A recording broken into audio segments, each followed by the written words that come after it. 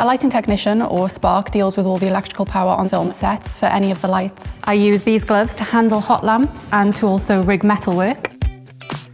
There was a prop house in Cardiff, and I just thought, I just need to know what films are going on at the moment. I'll volunteer with them. They said, yeah, sure, come help us out in the warehouse. They gave me a bunch of numbers for gaffers, and a gaffer is head of the lighting department. I emailed all of them and I said, I've got a little bit of experience now. I really want to do this as a job. And someone messaged me back, sure, I'm working on Sherlock at the moment. Would you like to come and help us? I used the money that I earned off Sherlock to go and get my electrical qualifications. It was a snowball effect.